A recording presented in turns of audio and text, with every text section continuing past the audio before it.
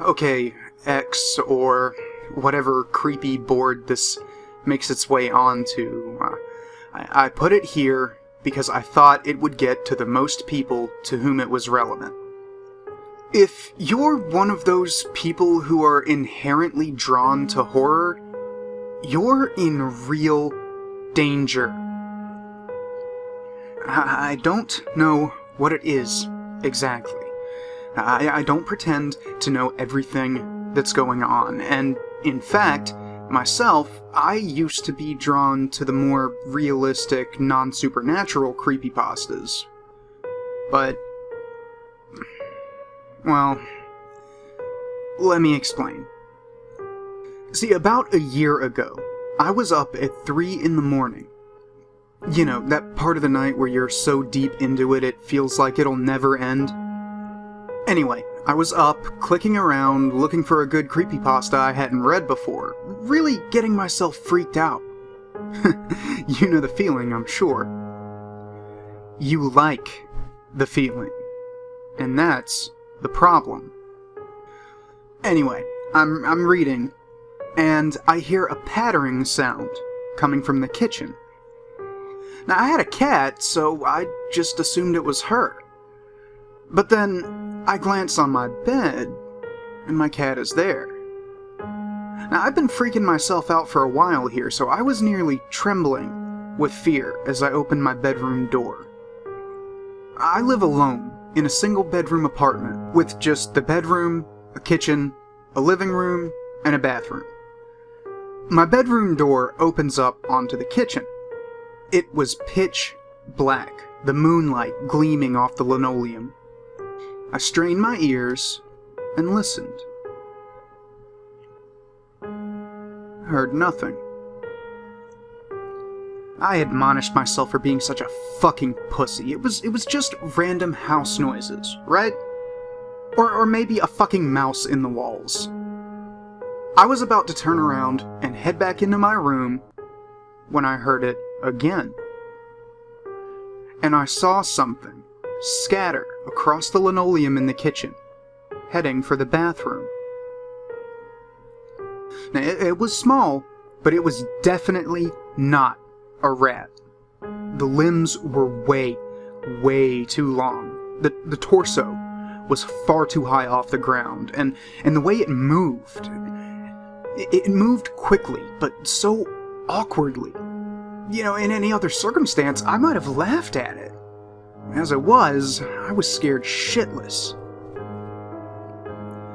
So, you know, I basically freeze for like 10 minutes. It was the size of the thing that eventually convinced me to move. No matter how weird or fucked up it was so much smaller than me. It couldn't have been that dangerous, right? So I grab the broom I have leaning against the wall of the kitchen, flip on the lights, and head back towards the bathroom.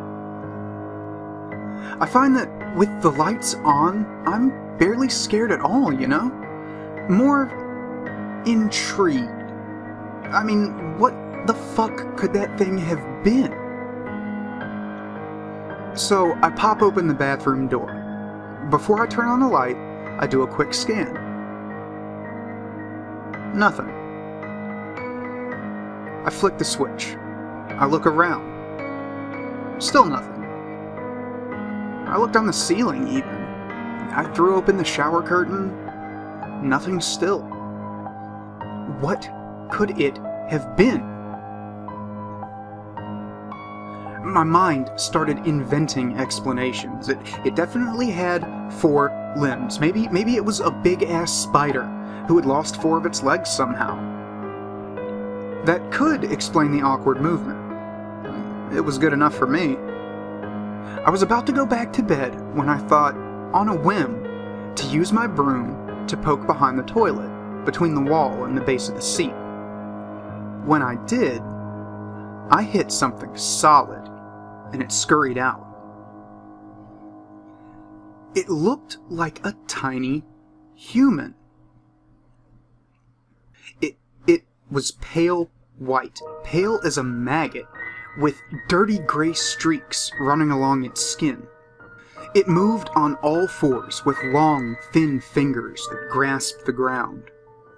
Its skull was completely bald, and it had no eyes, and the skin looked as if it had been torn away from the lower half of its face, leaving the exposed teeth and gums. It looked up at me, well, pointed its face in my general direction anyway, and then scurried quick as fuck up the side of the bath and down into the drain. It moved in quick bursts like a spider, and climbed straight up smooth surfaces like one too. After it disappeared down the drain, I just stood there, frozen, broom handle still in my hand, for a good 5 minutes. I was scared shitless. I slowly backed out of the bathroom and closed the door, and then stuffed a blanket in the crack between the floor and the door, fearing that it might come out.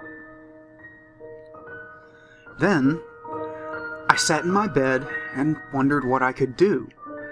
I mean, it wasn't like I could call the police or even tell any of my friends. It's not like they'd believe me.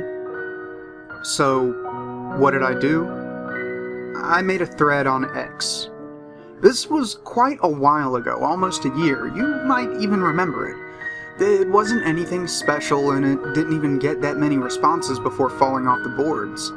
I guess people thought I was just joking, which, really, I would have thought the same thing. My thread, in retrospect, sounds exactly like the type of threads I hate.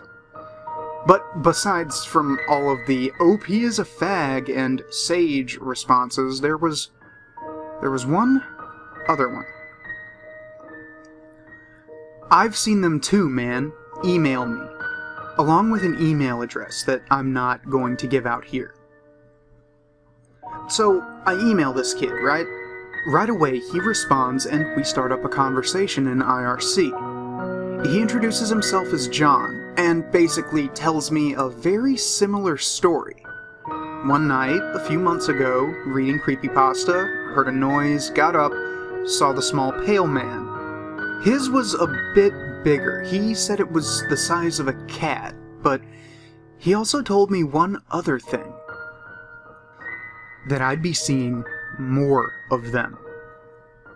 He said that ever since he saw the first one, he's been seeing more and more of them, out everywhere, even in the street during the day.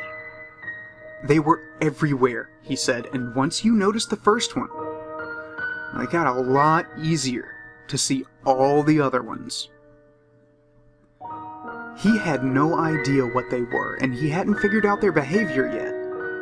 He said that usually when he saw them or heard them in his own home, he was reading creepypasta, so they usually freaked him out something awful, but he said again, he had never actually seen them do anything terrible, just scurry out of sight. But he said that some got pretty big, and not all of them look exactly the same. I still didn't sleep well that night. But over the next week, and those that followed, I found that I did get used to them. I did see more of them. I'd glimpse them out of the corner of my eye, or see the retreating rear end of one crawling into a gutter pipe, or see their tiny faces staring out at the street from the sewers. Some, it seemed, weren't even trying to hide. Now, I live in Providence, Rhode Island, which is a small city. On my way to work one day, I take the bus. I was looking out the window, and I saw a pretty large one, as large as a medium-sized dog, just trotting along the sidewalk. People were just walking by it. Actually, I think that a lot of people saw it as a dog. One man even stopped to scratch its head. Now, I'd always email John and tell him about all the appearances I saw. I even tried to catch some on camera, but they always heard the mechanical whirring and darted away before my camera could take a picture. I just told myself I'd have to take a picture of one of the bigger, slower ones. But either way, as the weeks wore on, I became more and more used to them. Sure, they were creepy as shit, and I could never sit down on the toilet and enjoy a long crap anymore because I was paranoid as fuck they'd climb up into the bowl and bite me on the asshole. But they weren't really doing anything harmful. They unnerved the fuck out of me, but so did big spiders. I could live with them. John called them the Gristers, because he said they reminded him of the Grister meme on X for some reason. I'm pretty sure he meant the Grifter meme, but the name Grister stuck. I continued my exchanges with John, but I noticed that he was becoming more and more terse. It was hard to tell over text, but really that was the only way to put it. I just figured that once the novelty of a shared experience had worn off, we really didn't have much to talk about. John wasn't really my type. He was a steroid-pumping bodybuilder in southern Florida who lived with his mother. But we started discussing Grister behavior, and he said his were starting to act a bit more differently than the ones I saw. He'd wake up at night, and they'd be perched at the end of his bed, staring at him with their eyeless faces. They wouldn't scurry away anymore. He said he woke up one time because one of them had actually started touching his face. That seemed unnerving. This whole time, I had been putting out inquiries on the internet to see if anyone else had experienced this phenomenon. You know, we couldn't be the only ones. But no one came forward. On X, most of my threads about the subject got saged, so eventually I just stopped asking. But I have an inquisitive mind. I wanted to know what these things did, what exactly they were. I even wanted to capture one. I left out food and mousetraps, but none of these things ever went for it. My cat would notice them, though. She'd hiss at them and even chase them a couple times. All those times when I had seen her do that and just assumed she was being a dumbass cat chasing a nothing.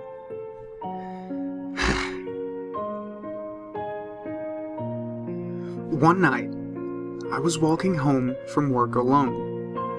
I work at a call center for a police charity, and my house is about 6 miles away.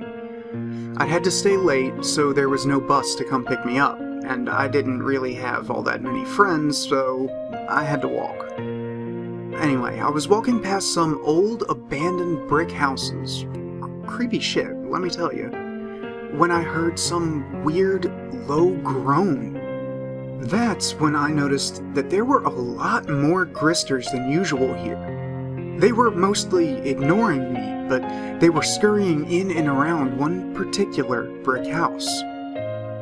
The groaning seemed to be coming from the alley beside it. Now, a lot of Gristers was creepy enough, even without that low groaning noise. What made me decide to investigate? I don't know. Morbid curiosity, I guess. I'm always looking for some creepy or gory stuff to post on one of the boards. I thought maybe that the groaning was some kind of wounded animal. So I approached the side of the house, noting that the windows were boarded up. The groaning, I should have known then it was no animal.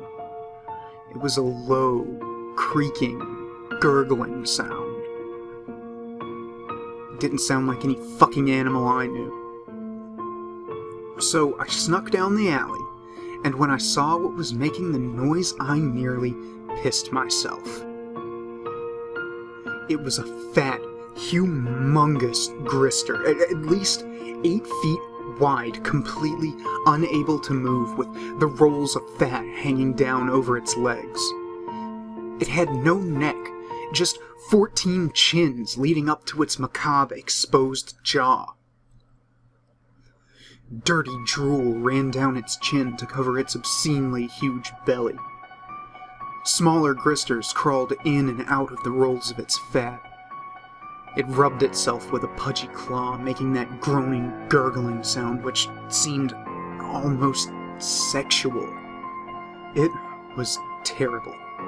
I know it doesn't sound like it, and objectively, I can think that a fat, cooing grister rubbing itself might sound pretty funny, actually, but in the presence of the thing, all I felt was a sick revulsion and disgust.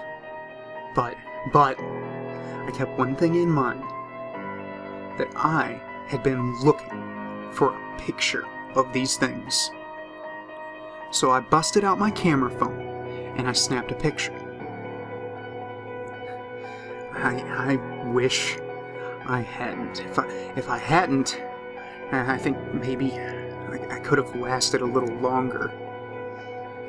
The minute I snapped the picture, the thing stopped groaning and swiveled its head toward me. All the gristers did. They all started hissing and screaming at me, a horrible fucking sound, like rusty nails on a chalkboard. I was thoroughly freaked out. To put things mildly, I lost my shit. I ran out of there as fast as I could, ran all the way home. Gristers didn't seem so harmless to me now. That noise they had made was straight out of hell. I didn't feel safe with the lights off anymore. I flipped all the lights on, scaring the shit out of my napping cat. I slammed the bathroom door shut and stuffed a blanket around the cracks again. Then, I sat down on my bed and looked at the picture I had taken. There it was, clear as day, that huge grister. Just looking at it made me feel sick. Of course I was going to post it on X. I loaded it onto my computer and sent an email to John with the excited subject, "Will you look at this fat fuck?" Then I immediately came to X and began typing up my thread, explaining myself, explaining the gristers, explaining the photograph. I was just getting ready to post when John sent me a message. "Yo, don't show this shit to anyone." I stopped. I replied to John, asking him what he was talking about. He told me. He said that he thought he had figured out what was making the gristers around him more hostile. He said that he thought that when they figured out that you could see them, they started getting more aggressive. He showed me the scratches he had all down his arms from them clawing him at night. He said he'd seen a lot more of the bigger ones hanging around his house at night. They watched him through his windows. They knew. They knew he could see them. And they didn't like it. And now, I was pretty sure they knew I could see them too. So, what did I do? In the end, I didn't post the picture. I wasn't too intimidated, but it probably saved a lot of you. I didn't want to trigger anyone else into being able to see these guys if it had dangerous consequences down the road. I didn't notice any behavior change right away, for a while, in fact. For about 2 weeks, the gristers acted just the same as they had before. I was beginning to think that maybe John's problem was his own thing, and the gristers didn't know or didn't care that I could see them. And then things started happening so fast. I woke up one night, and there were 4 of them just perched around my bed, staring at me. I freaked the fuck out and swept them away. They just hissed that terrible noise at me and ran away. I emailed this to John, who I hadn't talked to otherwise. He didn't respond. We hadn't talked since I told him about the picture. and even rarely before then. After 2 days, during which the Gristers began touching me in my sleep, I got an answer.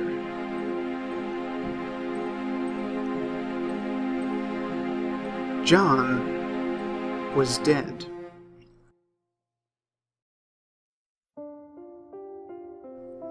His brother had the password to his email and was letting all of his internet acquaintances know. He had committed suicide. Sliced open his wrists in the bathtub. John didn't seem like the type to commit suicide to me. I mean, had things with the Gristers really gotten that bad that they drove him to that? I mean, we didn't really know each other very well, but he hadn't mentioned anything to me. His brother said that he hadn't left a note, so I gave him my condolences. Now, I had no one to talk to about this. I started looking online for more references or anything. All the while, the Gristers were getting more and more aggressive.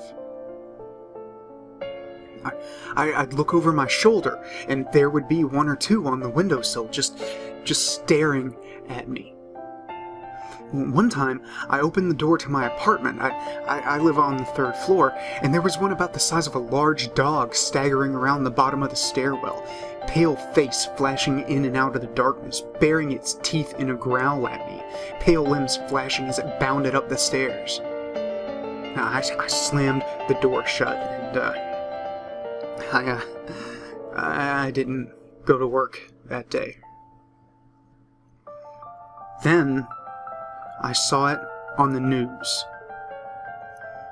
The house that I had seen the fat-ass Grister at. You know, I would have skipped right past the news story had I not seen the picture of the house. The article was titled, 8 Found Dead, 3 Alive in Rape Dungeon Raid. Apparently, some sick fuck had been using the basement of one of those abandoned houses as a place to keep women prisoner and kill them when he felt like it.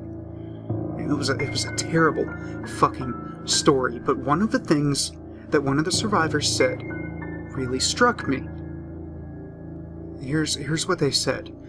We were just so terrified all the time. We never knew when he was going to come in and decide to kill one of us. When he was going to really hurt us while raping us. We were just so terrified all the time. Terrified all the time. And Gristers had been all over that place. And when I first saw one, I had been reading creepypasta and was pretty freaked out. Same for John. Were these things drawn to fear? Then I read that 2 of the 3 survivors were being sent to a mental hospital for hallucinations. Did they see the Gristers? I stopped sleeping. I didn't want to wake up to those things staring at me, and I stopped eating, too, whenever I wasn't at work, which was more and more often, as I called out many times when I saw Gristers bigger than a cat sniffing around my building for me. I was locked in my room, trying to hunt for information on the internet about these things. I just couldn't find anyone who had actually seen them. The Gristers were getting more violent. They were starting to scratch me and bite me in those few scant hours that I actually did nod off to sleep. You know, I'd always freak out and sweep them away, and they'd just hiss at me. And, after about a week of this, I came home from work. and I found my cat dead. And they had peeled all of the skin away from her skull, giving her this look of shock. And I quit my job. I cried for days. X, I don't have many friends, and I really loved that cat. They're not stupid, X. They don't talk, and they act differently from us, but they do have intelligence. I went out for food last week. It was the last time I will ever go out. I was sitting at the downtown bus station, shivering, looking all around me for Gristers when the bus approached. I got up to get on. And out of nowhere, a Grister the size of a normal human just bent over and, walking that weird loping gait, slammed into the back of the woman next to me and threw her in front of the bus. She had no chance. I saw her slide under the wheels of the bus, saw her blood and ruined organs squeezing out of her mouth like toothpaste. Everyone freaked out and panicked as people rushed to her aid. The Grister turned toward me and grinned. I dropped my groceries and screamed, running back to my house, sobbing all the way. They're toying with me. And that's when I finally realized there wasn't anyone I could really talk to about the Gristers. X, how many times, when people commit suicide, do you hear it reported that they were suffering from hallucinations? Read the reports of people who've been in terrible, frightening situations like that rape dungeon or a war. How many of them suffer from hallucinations? I mean, sure, a lot of them are actual hallucinations, but some of them are the Gristers. And eventually they figure out that you can see them, and they start fucking with you. And I don't think everyone who they kill is driven to suicide. I don't think John committed suicide. I think they're smart. I think they know how to make something look like a suicide. You'll hear about it sometimes. You'll read in a report about how someone committed suicide, but something just isn't quite right about it. Like a man who went out and bought a new couch and then cut his wrists on it.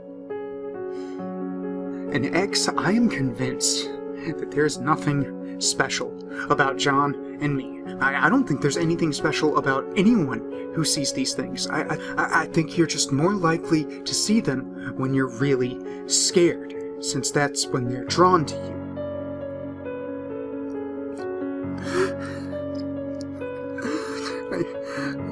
I can hear them right now. It's about 3 in the morning. It sounds like a really big one is outside of my apartment door. It sounds like it's trying to gnaw its way through the wood. And so I'm taking the easy way out. I'd rather have a nice, clean bullet to the head than to have my skin torn open by those teeth. So please, this is my warning to you. Stop reading creepypasta. I know you love it. I know you love frightening yourself, but you've got to stop. Every time you read it, every time you get that feeling of dread in your stomach, you're drawing the Gristers to you. And if you don't stop reading, at least, please, never check out those noises in the house when you do.